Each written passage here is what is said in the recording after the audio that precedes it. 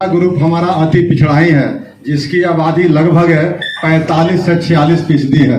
ये सबसे बड़ा संख्या वाला जनसमूह, ये 5वां संवैधानिक ग्रुप, ये पहला संवैधानिक ग्रुप है।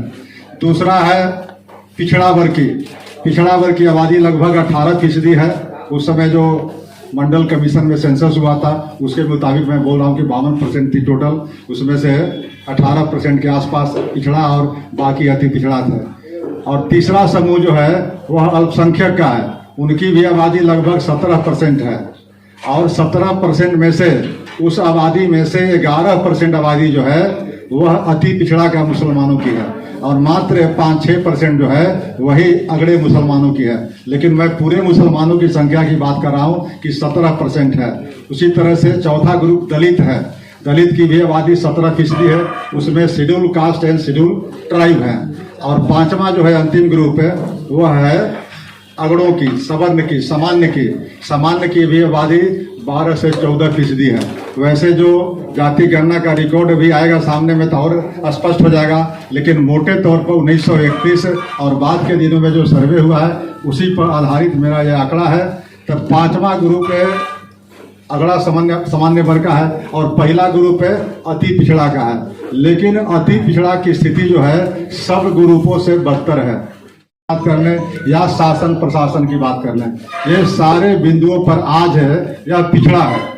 हम लोग के सर्वमान्य नेता, जैसे अम्बेडकर साहब को हम लोग सर्वमान्य नेता मानते हैं पूरे हिंदुस्तान भर के लोग, उसी तरह से बिहार के सरजमी पर अति पिछड़ों के जो सर्वमान्य नेता थे उनका नाम था जननायक कर्पूरी ठाकुर।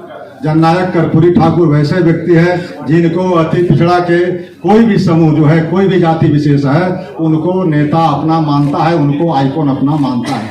और हम लोग जब जगे हुए नहीं थे उस समय हमारे अधिकारों की चिंता आदरणीय जननायक कर्पूरी ठाकुर ने की।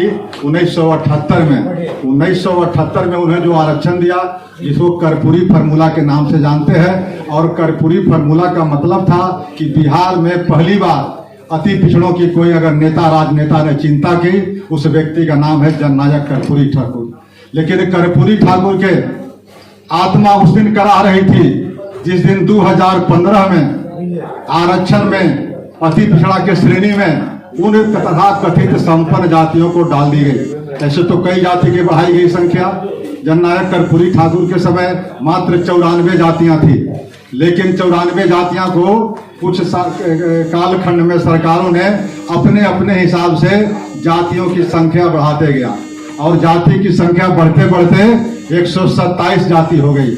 लेकिन कुछ जातियों को विलोपित भी किया गया, कुछ जातियों को शेड्यूल कास्ट में भेजा गया, कुछ जातियों को इसके बदले दूसरे वर्ग में भेजा गया। तो मिला जुला के आज भी 113 जातियां विद्यमान है।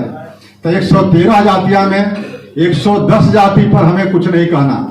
110 जाति हम लोग सब मिले हुए हैं। यह जो मोर्चा है 110 जातियों का संयुक्त मोर्चा है। लेकिन जो कालखंड में 2015 में मौजूदा सरकार और उस समय भी आज जो सरकार का स्वरूप है लगभग वही स्वरूप 2015 में था, और उस सरकार ने ये 3 तथा कथित संपन्न जातियों को अति पिछड़ा के मूल श्रेणी में शामिल कर दिया।